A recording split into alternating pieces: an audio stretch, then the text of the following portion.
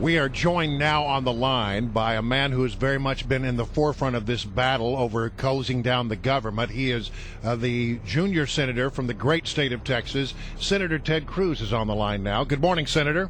Good morning. It's great to be with you. Well, I don't know where to start. There's so much I want to ask you. I guess I'll start by saying, look, as we look at the lay of the land today, last night at the White House, leaders called in. A big conversation went about 80 minutes. At the end of the day, we are told no progress was made. What's the end game here? How do we get out of this thing, and what do Republicans want at this point? Well, look, I think we're seeing real progress. What Republicans want is very clear. We want to fund the government. We want to end the shutdown, and we want to also prevent the tremendous harms that Obamacare is inflicting on millions of Americans. And I think right now this shutdown is happening because Harry Reid and Barack Obama want the shutdown. 4 times the House of Representatives has passed a compromise, an endeavor to prevent a shutdown, to fully fund the government, to fund every aspect of the government, but at the same time to prevent the harms Obamacare is causing. And 4 times when that arrived at the Senate, Harry Reid has said, pound sand, go jump in a lake. We won't negotiate, we won't compromise, we won't discuss. Give us 100% of what I want, or we will shut down the government. That's Harry Reid's position. Even last night, they had a meeting, but the folks who came out of the meeting said there was no negotiating. Yeah. The president's position was he will not negotiate anything. Mm-hmm. And unfortunately, the reason is I think Harry Reid and Barack Obama believe the shutdown benefits them.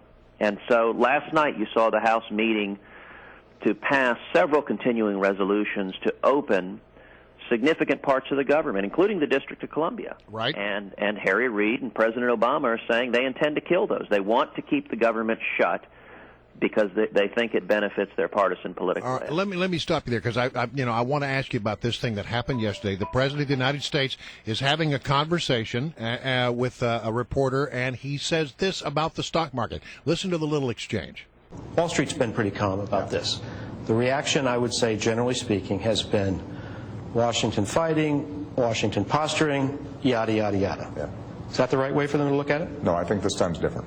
I think they should be concerned. The president yesterday, in that interview, did something that I can't ever recall a president doing.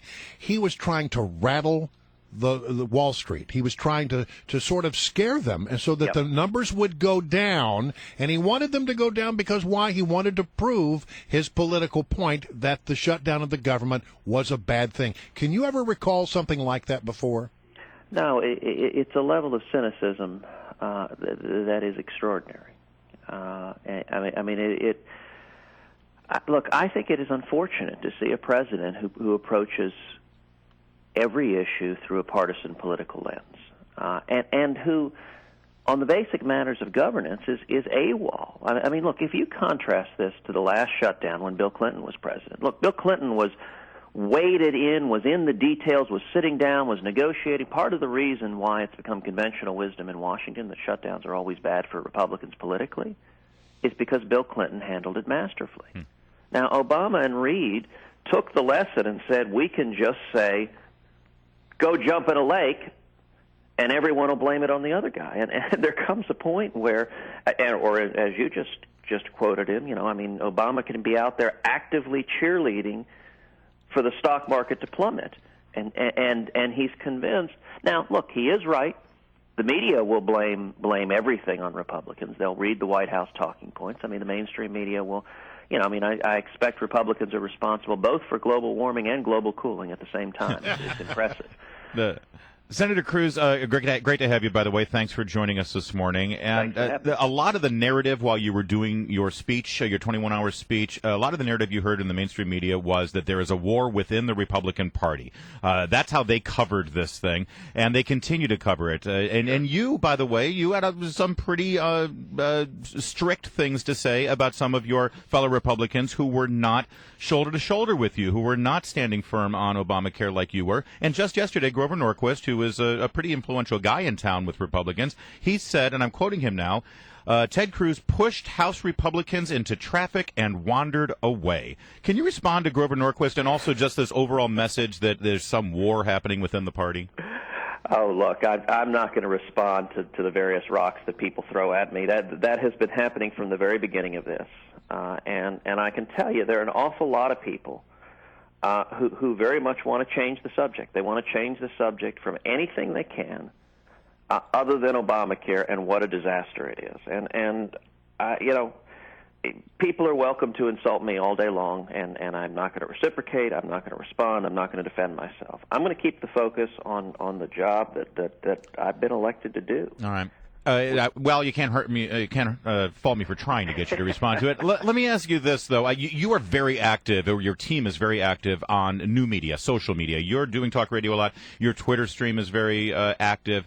It was active very much during your 21-hour speech. I wonder if you can say how valuable you think the new media is in the media wars that we're undergoing right now with the government shutdown and the fight over Obamacare, compared to what the climate was back in the mid-'90s when Republicans and conservatives didn't have these tools. We relied on the mainstream media.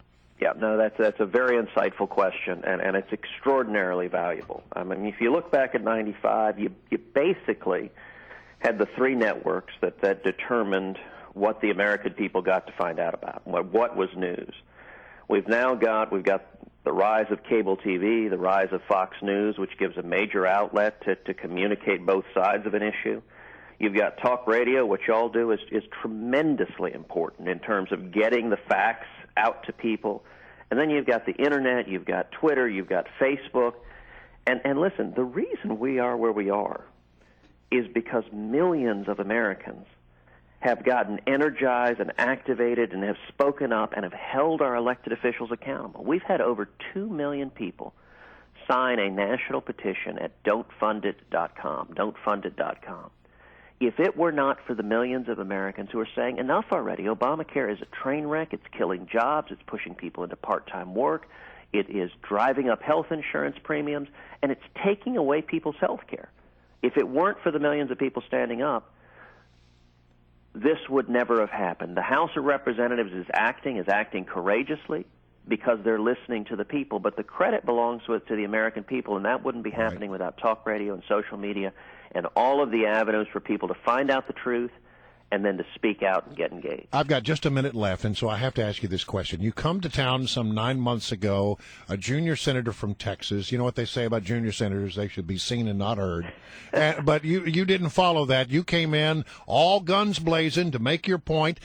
When we announced that you were going to be on this program, I started getting blasted on the Twitter feed from people who both revere you and people who absolutely hate you. How has that affected your life? I mean, you've become such a controversial figure in some quarters. Well, it does seem to have aroused some intensity. Listen, at the end of the day, I try to ignore all the personal back and forth because, listen, I think most Americans could not care less about a bunch of politicians in Washington. Most Americans are interested in their lives. They're interested in their family, going to work, going to church, taking care of their kids. And from my end, it's so easy. You know, there's the old line that politics is Hollywood for ugly people. Well, all right, on that note. Yeah, Senator, thank you so much for joining us. We hope you'll be a regular visitor here at our program. We really